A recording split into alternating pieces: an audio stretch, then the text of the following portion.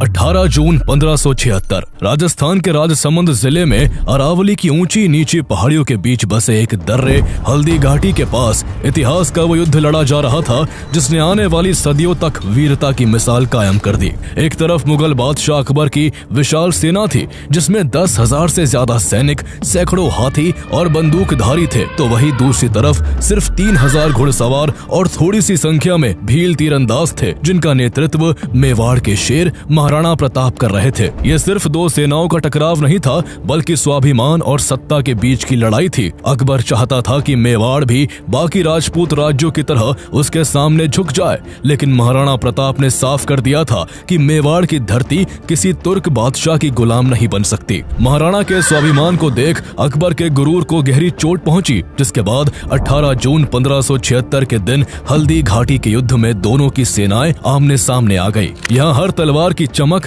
हर तीर की चोट और हर योद्धा की हुंकार इस बात की गवाही दे रही थी कि राणा की सेना अपनी आखिरी सांस तक धरती माँ की रक्षा करेगी। युद्ध भूमि पर महाराणा प्रताप का घोड़ा चेतक गरज रहा था जिसकी छलांगे दुश्मन की रगों में खून जमा देती थी। जब महाराणा ने चेतक को मान सिंह के हाथी की ओर दौड़ाया और भाले का वार किया तो पूरा मैदान सन्न रह गया। दुश्मन की भीड़ के बीच महाराणा प्रताप ऐसे लड़े मानो कोई इंसान नहीं बल्कि खुद अरावली का शेर कूद पड़ा हो। ये युद्ध इतना भयंकर था कि हल्दी घाटी, जिसका ये नाम उसकी मिट्टी के पीले होने की वजह से पड़ा था, उस दिन ये मिट्टी लहू से लाल हो गई। लेकिन क्या महाराणा प्रताप मुगल बादशाह अकबर की विशाल शक्ति को रोक पाए? चेतक ने अपनी आखिरी सांस तक कैसे राणा की जान बचाई? हल्दी घाटी के बाद किस तरह प्रताप ने गुरिल्ला युद्ध से मुगल सेना को घुटनों पर ला दिया? आइए जानते हैं महाराणा प्रताप की वो अमर गाथा जो आज भी हर भारतीय के दिल में जोश और गर्व की लहर पैदा कर देती है।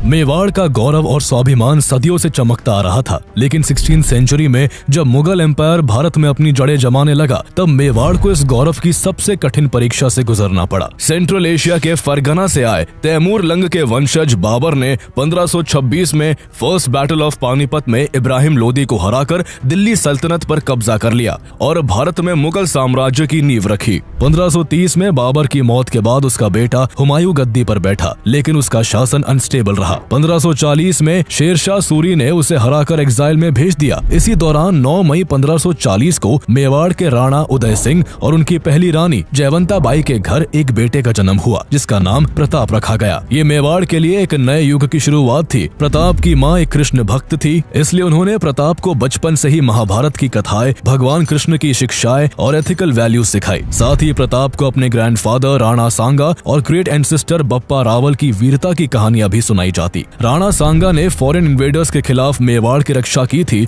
और बप्पा रावल ने मेवाड़ को एक पावरफुल राज्य बनाया था। इन स्टोरीज ने प्रताप के मन में देशभक्ति और स्वाभिमान की गहरी जड़ें डाल दी। प्रताप का बचपन गुरुकुल और भील समुदाय के बीच बीता। सुबह वो गुरुकुल में वेद, शास्त्र और युद्ध कला सीखते और दोपहर में भीलों की बस्तियों में चले जाते। भील उन्हें प्यार से कीका कहते थे क्योंकि उनकी कम्युनिटी में बेटों को इसी नाम से पुकारा जाता था। भीलों के बीच रहते हुए प्रताप फिजिकली और मेंटली मजबूत होते गए। बहुत कम उम्र में ही वो घोड़ा दौड़ाने, तेज तर्रार तरीके से तलवार चलाने और तीरंदाजी में महारत हासिल कर चुके थे। उनका साहस देखकर लोग दंग रह जाते थे। राणा उदय सिंह के सबसे बड़े बेटे होने के नाते उन्हें राज्य में युवराज की उपाधि मिली और वो आम जनता के बीच इस तरह से घुल मिल गए कि उनकी पॉपुलैरिटी छोटी सी उम्र से ही बढ़ने लगी। उसी बीच राजस्थान की धरती से थोड़ी ही दूर सिंध के अमरकोट में 1542 में हुमायूं के बेटे जलालुद्दीन अकबर का जन्म होता है। अकबर को 1556 में सिर्फ 13 वर्ष की उम्र में ही दिल्ली की गद्दी पर बैठा दिया जाता है। चूंकि अकबर उम्र में छोटा था इसलिए असली शक्ति उसके रीजेंट बैरम खान के पास थी, लेकिन जल्द ही अकबर ने बैरम खान को हटाकर पूरी पावर अपने हाथों में ले ली और अपनी एक्सपेंशनिस्ट पॉलिसी के तहत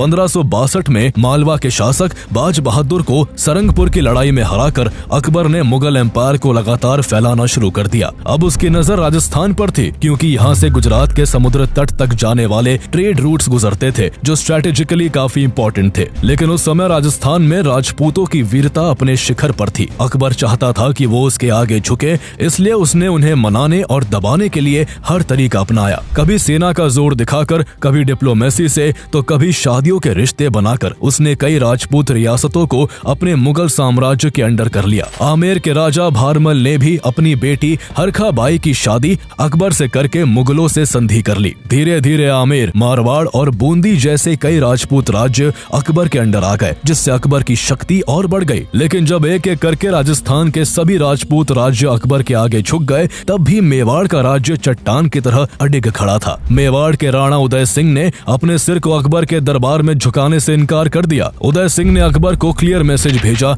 कि वो केवल भगवान एकलिंग जी के दीवान हैं और किसी मानव शासक के अधीन रहना वो कभी स्वीकार नहीं करेंगे। इस जवाब से अकबर गुस्से से आग बबूला हो गया और उसने तय किया कि वो मेवाड़ को अपने कंट्रोल में लेकर ही रहेगा। अकबर ने मेवाड़ के चित्तौड़गढ़ किले की घेराबंदी का प्लान बनाया। ये फोर्ट अपनी नेचुरल पोजीशन और मजबूत दीवारों के कारण इम्पेनेट्रेबल माना जाता था। इसकी ऊंची पहाड़ियां, खड़ी ढलानें और विशाल दीवारें इसे लगभग अजय बनाती थी। अकबर की सेना ने सीधे अटैक के बजाय लंबी घेराबंदी की स्ट्रेटेजी अपनाई और फोर्ट के चारों ओर घेरा डालकर मिट्टी के टीले बनवाए, तोपों से हमले किए और सुरंगों में बारूद भरकर विस्फोट किए। कई महीनों की घेराबंदी और बारूदी हमलों की वजह से आखिरकार किले की दीवारें टूट गई और मुगल सेना अंदर घुस गई। लेकिन शौर्य और पराक्रम से भरे राजपूतों ने हार मानने के बजाय अपने सम्मान और धर्म की रक्षा के लिए एक भयंकर लड़ाई लड़ी। जयमल राठौड़ और पत्ता सिसोदिया जैसे ब्रेव सोल्जर्स ने केसरिया कपड़े पहनकर अपनी आखिरी सांस तक लड़ाई लड़ी। जब ये साफ हो गया कि अकबर की विशाल सेना के आगे टिकना असंभव है, तो राजपूत महिलाओं ने जौहर की आग में कूदकर अपनी मर्यादा की रक्षा की। मुगलों की सेना ने किले पर कब्जा करने के बाद गुस्से और बदले की भावना से लगभग 30 से 40 हजार निर्दोष सिविलियंस का कत्लेआम कर दिया। ये क्रुएलिटी अकबर की लिबरल इमेज पर एक गहरा दाग बन गई। चित्तौड़ के फोर्ट पर अकबर की सेना का कब्जा हो जाने के कारण राणा उदय सिंह को चित्तौड़ छोड़कर गोंगुदा में शेल्टर लेना पड़ा। इस समय युवा प्रताप चित्तौड़ में ही रहकर मुगलों से लड़ना चाहते थे, लेकिन बड़ों के कहने पर उन्होंने भी किला छोड़ दिया। गोंगुदा में रहकर राणा उदय सिंह ने उदयपुर शहर की स्थापना की और वहीं से अपना शासन चलाया। यूं तो प्रताप उदय सिंह के सबसे बड़े बेटे थे, लेकिन उदय सिंह ने अपनी सबसे प्रिय रानी धीरबाई के बेटे जगमाल सिंह को अपना उत्तराधिकारी घोषित कर दिया। ये फैसला राजपूत परंपरा के खिलाफ था, जिसके अनुसार गद्दी का हकदार सबसे बड़ा बेटा होता था, जबकि जगमाल उनका 9वां बेटा था। लेकिन पिता की इस इच्छा को प्रताप ने सम्मान देते हुए एक्सेप्ट कर लिया। हालांकि इस फैसले से मेवाड़ की जनता बिल्कुल भी खुश नहीं थी। स्थिति तब और बिगड़ गई जब 1572 में राणा उदय सिंह की डेथ हुई। उनके अंतिम संस्कार में जगमाल सिंह के अलावा मेवाड़ का हर व्यक्ति मौजूद था। जगमाल उस समय महल में अपना राज्याभिषेक करवा रहा था। जगमाल के इस इररिस्पॉन्सिबल बिहेवियर ने सामंतों और जनता को और भड़का दिया। सबकी नजर में प्रताप ही सही उत्तराधिकारी थे, इसलिए सामंतों और सरदारों ने जगमाल को राजगद्दी से हटा दिया और गोगुंदा की पहाड़ियों में मौजूद प्रताप का राज्याभिषेक करते हुए उन्हें मेवाड़ का राणा घोषित कर दिया। राजपूत राज्यों में राजा को राणा कहा जाता था, इसलिए वो प्रताप से अब महाराणा प्रताप बन चुके थे। लेकिन जब महाराणा प्रताप ने सत्ता संभाली, तब मेवाड़ की स्थिति बेहद खराब थी। खजाना खाली था, चित्तौड़ सहित मेवाड़ के बड़े हिस्से पर मुगलों का कब्जा था और आसपास के राज्य पहले ही अकबर के अधीन हो चुके थे। चित्तौड़ की हार की टीस महाराणा प्रताप के दिल में कांटे की तरह चुभ रही थी। सत्ता संभालते ही उन्होंने अपने सरदारों को बुलाया और शपथ ली कि मेवाड़ का स्वाभिमान हमेशा ऊंचा होगा। चित्तौड़ के किले पर लहराता मुगल ध्वज मेरे कलेजे को छलनी करता है। मैं शपथ लेता हूँ कि जब तक मेवाड़ को पूरी तरह स्वतंत्र नहीं करवा लेता, मैं राजमहलों में नहीं रहूंगा, पलंग पर नहीं सोऊंगा और सोने चांदी के बर्तनों में भोजन नहीं करूंगा। 7 फीट 5 इंच लंबे और 110 किलो वजन के महाराणा प्रताप के मुंह से शेर की हुंकार की तरह बरसते इन शब्दों ने सरदारों में ऐसा जोश भर दिया कि वो अब किसी से भी टकराने को तैयार थे। इसके बाद महाराणा प्रताप ने सबसे पहले अपने डिफेंसेस मजबूत किए। उन्हें मालूम था कि कभी न कभी मुगलों से युद्ध होना ही है, इसलिए उन्होंने मेवाड़ में 56 और गोड़वाड़ के इलाकों पर अपनी पकड़ मजबूत की और साथ ही अरावली के जंगलों में रहने वाले भीलों से अपने पुराने रिश्ते और गहरे किए। लोहारों को नए हथियार बनाने का जिम्मा सौंपा गया। सरदारों को लगातार युद्ध कला की प्रैक्टिस करवाई गई और जनता में अपनी मातृभूमि के लिए बलिदान की भावना जगाई गई। इस दौरान अकबर को जब महाराणा प्रताप की तैयारियों की खबर मिली तो वो भी हैरान रह गया। वो जानता था कि महाराणा प्रताप बाकी राजपूत राजाओं की तरह आसानी आसानी से सरेंडर नहीं करेंगे, इसलिए उसने फोर्सफुल अटैक के बजाय पहले डिप्लोमेसी का सहारा लिया। 1573 में उसने अपने दरबारी जलाल खान कोर्ची को मेवाड़ भेजा, जिसने महाराणा प्रताप से मुगलों की अधीनता स्वीकार करने की अपील की, लेकिन प्रताप ने साफ इनकार कर दिया। इसके बाद अकबर ने अपने कोर्ट के नवरत्नों में से एक आमेर के राजा मान सिंह को मेवाड़ भेजा। मान सिंह मुगलों के प्रति वफादार था और अकबर का रिश्तेदार भी था। उससे पहले उसके पिता भगवंत दास और अकबर के नवरत्नों में से एक राजा टोडरमल भी अकबर की तरफ से महाराणा प्रताप को मनाने आ चुके थे, मगर सब नाकाम रहे। लेकिन मान सिंह को लगता था कि वो महाराणा प्रताप को अकबर के आगे झुकने के लिए राजी कर लेगा।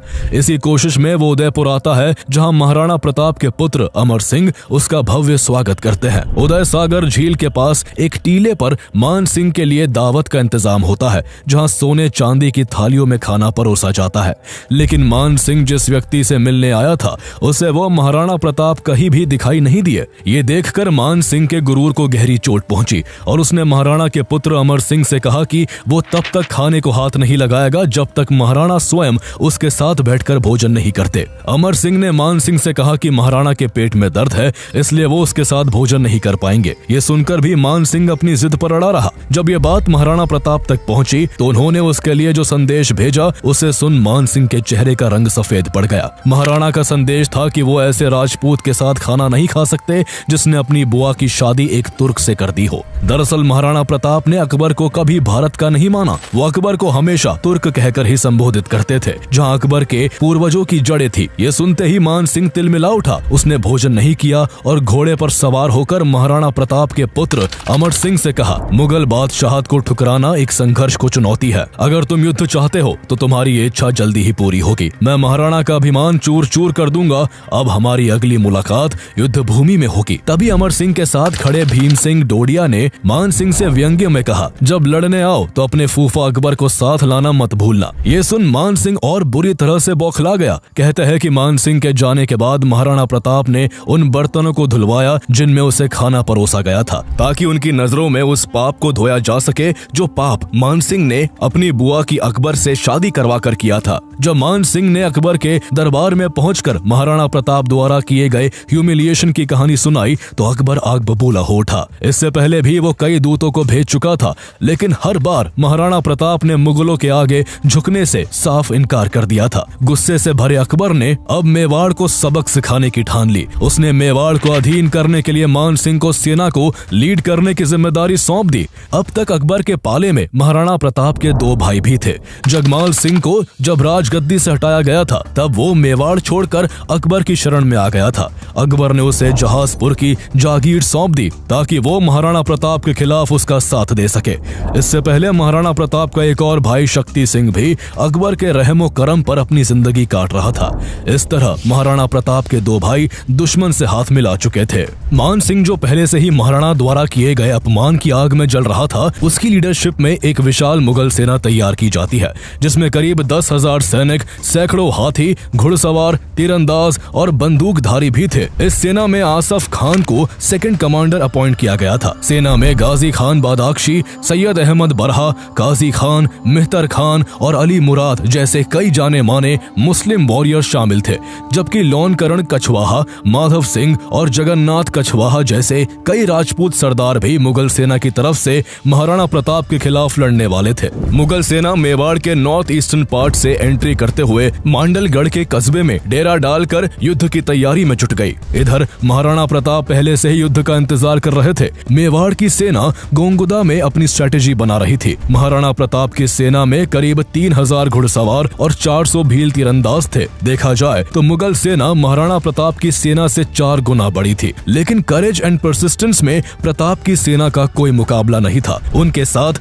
बड़ी सादड़ी के झाला मान सिंह, सलूम्बर के कृष्णदास चुंडावत और रावत नेतसी जैसे कई वीर राजपूत सरदार थे। भील जनजाति के मुखिया राव पूंजा ने भी राणा का साथ दिया। एक और खास योद्धा हकीम खान सूर थे, जो शेरशाह सूरी के वंशज थे और मुगलों के खिलाफ अपनी एंसेस्ट्रल एनमिटी के कारण मेवाड़ की सेना के साथ थे। महाराणा प्रताप ने मुगल सेना की तादाद ज्यादा होने की वजह से उसको हल्दी घाटी के दर्रे में घेरने का प्लान बनाया। अपनी पीली रंग की मिट्टी के कारण इस घाटी का नाम हल्दी घाटी पड़ा, जिसके बीच से निकलने का रास्ता इतना नैरो था कि एक साथ ज्यादा सैनिक इसमें से नहीं निकल सकते थे। 18 जून 1576 की सुबह सूरज उगने से पहले ही दोनों शिविरों में हलचल शुरू हो जाती है। महाराणा प्रताप अपनी 3000 की कैवलरी को 2 हिस्सों में बांटते हैं। एक छोटा हिस्सा हकीम खान सूर की लीडरशिप में था, जिसमें रामदास राठौर, कृष्णदास चुंडावत और रावत नेतसी जैसे वॉरियर्स शामिल थे। सेना का मुख्य हिस्सा खुद राणा प्रताप की लीडरशिप में था। इस टुकड़ी में राजा रामशाह तोमर और झालामाण सिंह थे। जैसे ही सूरज की पहली किरणें हल्दी घाटी पर पड़ी, युद्ध का बिगुल बज जाता है। मुगल सेना की advance frontline unit Syed Hashim बरहा की लीडरशिप में हल्दी घाटी के वेस्टर्न पार्ट की ओर बढ़ती है। महाराणा प्रताप की सेना पहले से ही तैयार थी। जैसे ही मुगलों की सेना नजदीक आई, मेवाड़ की छोटी टुकड़ी ने बिजली की तरह अचानक तेज हमला बोल दिया। इस सडन एंड शार्प अटैक ने मुगल फ्रंटलाइन यूनिट को पूरी तरह से तितर बितर कर दिया। उबड़ खाबड़ जमीन और कांटों भरे रास्तों ने मुगल सैनिकों को और परेशान किया, जिसकी वजह से एक कंफ्यूजन का माहौल क्रिएट हुआ और हाशिम बरहा की यूनिट पीछे हटते हुए कुछ ही पलों में अपनी ही सेना की एक यूनिट से जा टकराई, जिसका नेतृत्व आसफ खान और जगन्नाथ कछवाहा कर रहे थे। इस अफरा तफरी में मुगल सेना के राजपूत सैनिक भेड़ों की तरह भाग खड़े हुए। इस बीच महाराणा प्रताप की मेन यूनिट ने हल्दी घाटी के मुहाने पर मुगल सेना की दूसरी टुकड़ी पर भी जोरदार हमला बोल दिया, जिसका नेतृत्व काजी खान और शिकरी के शेखजादे कर रहे थे। महाराणा प्रताप की अगुवाई में यह हमला इतना जबरदस्त था कि काजी खान की यूनिट की हालत खराब हो गई और मुगल सेना में भगदड़ मच गई। इसके बाद जैसे ही युद्ध हल्दी घाटी के ऊपरी हिस्से से निकलकर खमनोर के खुले मैदानों में पहुंचा, दोनों सेनाओं को मूव करने की जगह मिल गई और लड़ाई और भी ज्यादा भयंकर हो गई। मेवाड़ की सेना ने अपने इनिशियल अटैक्स में मुगल सेना को पूरी तरह से हिला दिया। जब चारों तरफ से मुगल सेना में हाहाकार मच गया, तब मान सिंह ने खुद युद्ध के मैदान में उतरने का फैसला किया। इस बीच मुगलों की सेना में बंदूकों से फायर करने वाले सैनिक भी थे, जिन्होंने मोर्चा संभालते हुए मेवाड़ की सेना पर गोलियों की बौछार शुरू कर दी। भालों और तलवारों से गोलियों का मुकाबला नहीं हो सकता था, इसलिए इस बार बंदूकधारियों के हमले से मेवाड़ की सेना को भारी नुकसान हुआ और उनके कई सैनिक मारे गए। जब महाराणा प्रताप को लगा कि मुगलों की सेना भारी पड़ती दिख रही है, तो उन्होंने हाथियों को बैटलफील्ड में उतारने का आदेश दिया। इसके बाद युद्ध में हाथियों की एंट्री हुई। मुगल सेना का गजमुख्ता नामक हाथी मैदान में उतरा, जिसका मुकाबला मेवाड़ की सेना के हाथी लोना ने किया। लोना ने गजमुख्ता को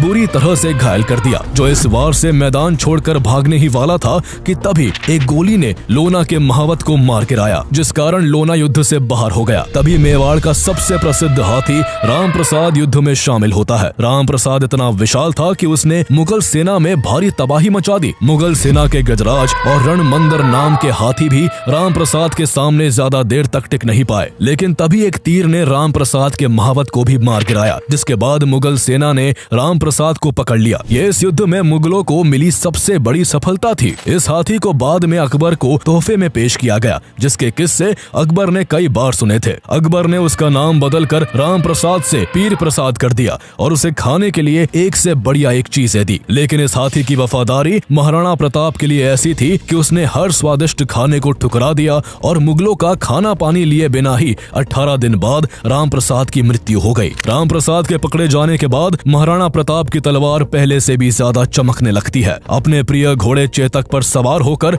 वो मुगल सेना के बीच ऐसे लड़ रहे थे जैसे कोई बिजली कड़क रही हो। उनकी तलवार जिधर घूमती, दुश्मनों के सिर धड़ से अलग हो जाते। इस बीच उनके बहादुर सरदार भीम सिंह डोडिया ने दूर से मुगल सेनापति मान सिंह को देखा, जो अपने हाथी पर बैठा युद्ध का नेतृत्व कर रहा था। भीम सिंह ने एक पल भी नहीं सोचा और मान सिंह की तरफ अपनी पूरी ताकत से भाला फेंका। भाला अपनी दिशा से थोड़ा चूक गया और मान सिंह बाल बाल बच गया। इसी बीच मुगल सोल्जर्स ने भीम सिंह को घेर लिया। अकेले होते हुए भी सरदार भीम सिंह डोडिया ने एक साथ सैकड़ों मुगल योद्धाओं से मुकाबला किया और दर्जनों मुगल सैनिकों को मिट्टी में मिलाकर वीरता से लड़ते हुए रणभूमि में अपनी जान की आहुति दे दी। भीम सिंह को गिरते हुए देखकर महाराणा प्रताप का क्रोध चरम पर पहुंच जाता है। उनकी आंखों में मान सिंह के लिए प्रतिशोध की ज्वाला भड़क उठी और वो अपने घोड़े चेतक को सीधा मान सिंह के हाथी की ओर मोड़ देते हैं। जब राणा का युद्ध घोष जय एकलिंग नाथ पूरे युद्ध के शोर को चीरता हुआ मान सिंह के कानों तक पहुंचा,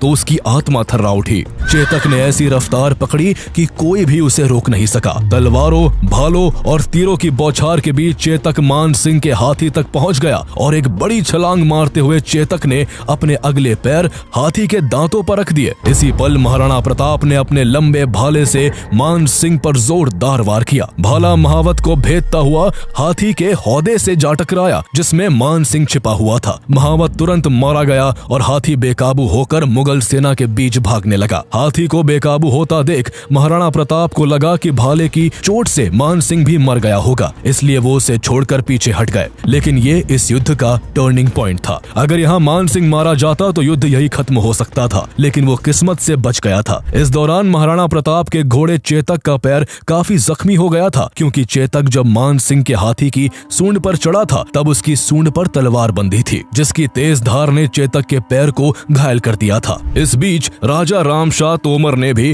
राणा की रक्षा में अपनी जान दे दी। वो लगातार राणा के सामने एक ढाल बनकर लड़े और मुगल सेना के हमलों को रोकते रहे। उनके तीनों बेटों ने भी अपने पिता के साथ वीरता से लड़ते हुए अपनी जान का बलिदान दे दिया। ऐसे ही ब्रेव वॉरियर्स के कारण अभी तक महाराणा प्रताप की सेना हर मोर्चे पर मुगल सेना से काफी आगे थी। मुगल सैनिक तादाद में ज्यादा होने के बाद भी मेवाड़ की सेना के आगे ढेर हो रहे थे। साफ था कि महाराणा प्रताप और उनकी सेना अपने स्वाभिमान और अपनी मातृभूमि की रक्षा के लिए जंग लड़ रही थी, इसलिए उनके हर वार में एक जोश भरा हुआ था। वही मुगल सेना अपने बादशाह के लालच और विस्तारवादी नीति के कारण युद्ध में थी, जिस वजह से उनका मनोबल राणा की बहादुर सेना के आगे टूटता जा रहा था। इस जगह की कड़ाके की धूप और प्यास से मुगल सेना का हाल और भी बुरा हो चुका था, जबकि मेवाड़ की सेना इस गर्मी की आदी थी। इन सब कारणों से मुगल सेना युद्ध भूमि छोड़कर भागने लगी। ऐसे में युद्ध को हारता देख मेहतर खान, जो बनास नदी के पास मुगल सेना की पिछली टुकड़ी के साथ था, वो एक चालाकी भरी चाल चलता है। वो नगाड़े बजवाकर ये झूठी खबर फैलाता है कि खुद बादशाह अकबर अपनी विशाल सेना के साथ युद्ध में शामिल होने आ रहे हैं। इस खबर ने मुगल सेना में नया जोश भर दिया और जो सैनिक भाग रहे थे वो वापस लौटने लगे। इस झूठी खबर को सच मानकर महाराणा प्रताप की सेना, जो पहले से ही संख्या में कम थी,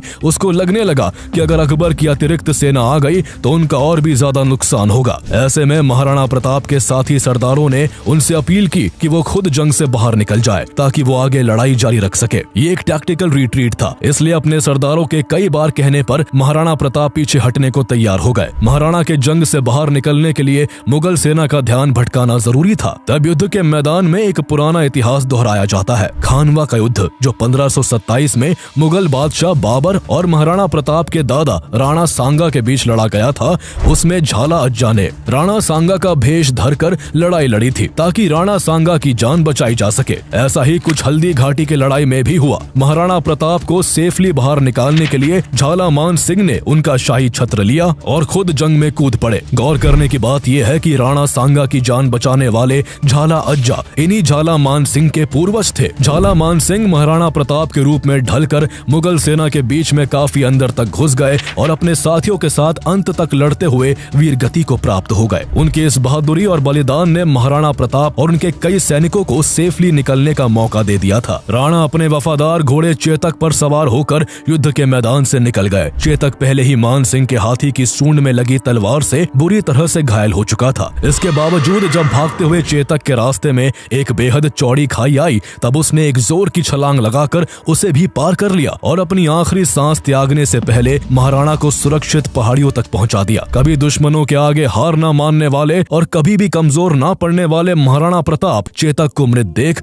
उसके ऊपर सिर रखकर रोने लगे। बाद में उन्होंने चेतक की याद में एक स्मारक बनवाया जहां उसकी मृत्यु हुई थी। मान सिंह और उसकी सेना महाराणा प्रताप से इतनी डरी हुई थी कि उन्होंने मेवाड़ की सेना का पहाड़ियों में पीछा करने की हिम्मत नहीं की। उन्हें डर था कि महाराणा की सेना पहाड़ियों में छिपकर अचानक हमला कर सकती है। अगले दिन गोंगुदा में मान सिंह और अन्य सरदारों ने डीप ट्रेंचेस खोदी और ऊंची दीवारें बनवाई ताकि राणा की सेना दोबारा हमला न कर सके। इसके बावजूद प्रताप ने गोंगुदा किले की रसद रुकवा दी, जिस वजह से किले पर तैनात मुगल सेना को खाने के लाले पड़ गए। नौबत यहाँ तक आ गई कि मुगल सैनिकों को भोजन के लिए अपने घायल घोड़ों को मारकर खाना पड़ा। महाराणा प्रताप को भले ही आगे के युद्ध के लिए कुछ कदम पीछे हटना पड़ा था, लेकिन उन्होंने अकबर के मंसूबों को नाकाम कर दिया था। अकबर का मकसद महाराणा प्रताप को जिंदा पकड़ना और मेवाड़ को मुगल साम्राज्य में मिलाने का था, लेकिन दोनों ही उद्देश्यों में अकबर की सेना नाकाम रही। इस वजह से अकबर इतना नाराज था कि जब मुगल सेना का सेनापति मान सिंह युद्ध के बाद अकबर के दरबार में पहुंचा तो नाराज अकबर ने उसके लिए अपने दरवाजे बंद कर दिए। अकबर ने इस लड़ाई के बाकी जनरलों आसफ खान और काजी खान को भी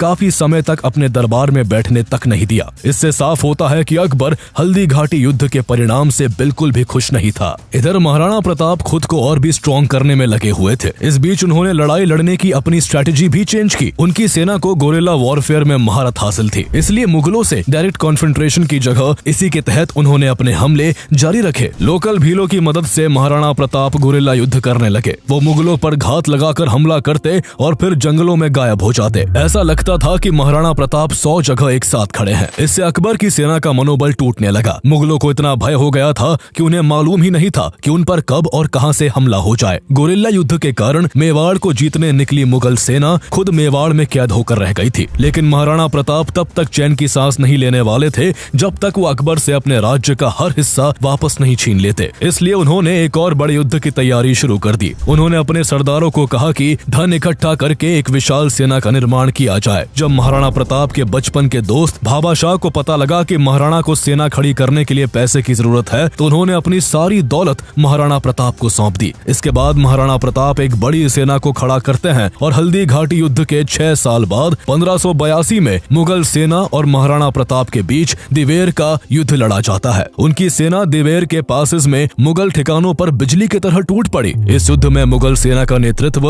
अकबर का चाचा सुल्तान खान कर रहा था। महाराणा प्रताप के बेटे अमर सिंह ने सुल्तान खान को भाले के वार से मार गिराया। मुगल कमांडर की मौत के बाद मुगल सेना भाग खड़ी हुई। इस युद्ध में महाराणा प्रताप की निर्णायक जीत हुई और 36,000 मुगल सैनिकों ने महाराणा प्रताप के सामने सरेंडर कर दिया। ये वही जीत थी जिसके लिए महाराणा प्रताप ने हल्दी घाटी के युद्ध में अपने पांव पीछे किए थे। लेकिन इस जीत के बाद भी वो रुके नहीं। उन्होंने आगे बढ़ते हुए एक ही दिन में 36 मुगल पोस्टों को तहस नहस कर दिया और देखते ही देखते राणा की सेना ने कुंभलगढ़, गोगुंदा और उदयपुर को भी वापस जीत लिया। इस दौरान महाराणा प्रताप का मुकाबला अकबर के सेनापति बहलोल खान से भी हुआ था। उसके बारे में कहा जाता था कि वो कभी कोई जंग नहीं हारा था। साथ ही वो इतना जालिम था कि वो लोगों को दर्दनाक तरीके से मारता था। युद्ध में जब बहलोल खान का महाराणा प्रताप से सामना हुआ तो वो थोड़ी देर भी उनके सामने नहीं टिक सका। महाराणा प्रताप ने बहलोल को एक ही वार में चीर दिया। कहा जाता है कि ये वार ऐसा था कि बहलोल उसके घोड़े सहित 2 हिस्सों में बट गया। दिवेर की हार से बौखलाए अकबर ने 1584 में राणा को हराने की आखिरी कोशिश की। उसने जगन्नाथ कछवाहा को प्रताप को बंदी बनाने के लिए भेजा, लेकिन वो बुरी तरह से पराजित हुआ और प्रताप से माफी मांगकर हर्जाना देकर लौटा। अकबर अब ये मान चुका था कि वो इस शेर को कभी कैद नहीं कर पाएगा, इसलिए उसने महाराणा प्रताप को अकेला छोड़ना ही बेहतर समझा। 1585 के बाद मुगल सेना का ध्यान नॉर्थ वेस्ट की ओर चला गया, जिसका फायदा उठाकर महाराणा प्रताप ने मेवाड़ के ज्यादातर हिस्सों को वापस जीत लिया और चामुंड को उन्होंने अपनी नई कैपिटल बना लिया। महाराणा प्रताप मान सिंह को सबक सिखाना चाहते थे, इसलिए उन्होंने अपने बेटे अमर सिंह को सेना के साथ आमेर के मालपुरा पर अटैक करने के लिए भेजा। जल्द ही अमर सिंह की सेना ने मान सिंह की सेना को हराकर उसकी बेशुमार दौलत पर कब्जा कर लिया। इसके बाद अगले 12 सालों तक महाराणा प्रताप ने मेवाड़ पर ऐसा शासन किया कि राज्य की खोई हुई चमक वापस लौट आई। लेकिन 1597 में 56 साल की उम्र में जब महाराणा प्रताप शिकार पर निकले थे, उस समय उन्हें चोट लगी जिससे वो कभी उबर नहीं पाए और उनकी मृत्यु हो गई। उनके निधन से एक युग का अंत हो गया। कहते हैं कि जब उनकी मौत की खबर अकबर को लाहौर में उसके दरबार में दी गई तो वो भी अपने सबसे बहादुर दुश्मन को याद करके रो पड़ा। उस समय राजस्थान के एक मशहूर कवि दुर्सा आड़ा भी अकबर के दरबार में मौजूद थे। उन्होंने उस समय महाराणा प्रताप की मौत की खबर मिलने पर जो कविता लिखी उसका सार था, तुमने कभी अपने घोड़े पर शाही दाग नहीं लगने दिया, तुमने अपनी पगड़ी कभी नहीं झुकाई, तुमने अपने घोड़े पर शाही मोहर नहीं लगने दी, तुम कभी नवरोज में बादशाह से मिलने नहीं आए। आज जब तुम्हारी मृत्यु का समाचार दरबार में आया है, देखो बादशाह का सिर झुक गया है और उसकी आंख से आंसू बह निकले हैं। तुम जीत गए प्रताप। अकबर ने कविता सुनने के बाद दुर्सा आड़ा को इनाम दिया था। इस तरह मृत्यु के बाद भी महाराणा प्रताप अपने दुश्मन से जीत गए थे और वो अपने साहस और वीरता के चलते हमेशा हमेशा के लिए अमर हो गए। उनके बाद उनके बेटे अमर सिंह मेवाड़ के राणा बने। शुरू के करीब 2 दशकों तक उन्होंने भी मुगलों से लड़ाई जारी रखी, लेकिन लंबे संघर्ष के बाद 1615 में उन्होंने मुगलों से समझौता कर लिया, जिसमें चित्तौड़गढ़ वापस मेवाड़ को लौटा दिया गया और ये तय हुआ कि मेवाड़ भले ही मुगलों के अधीन रहेगा, लेकिन उसके महाराणा कभी भी मुगल दरबार में पेश नहीं होंगे।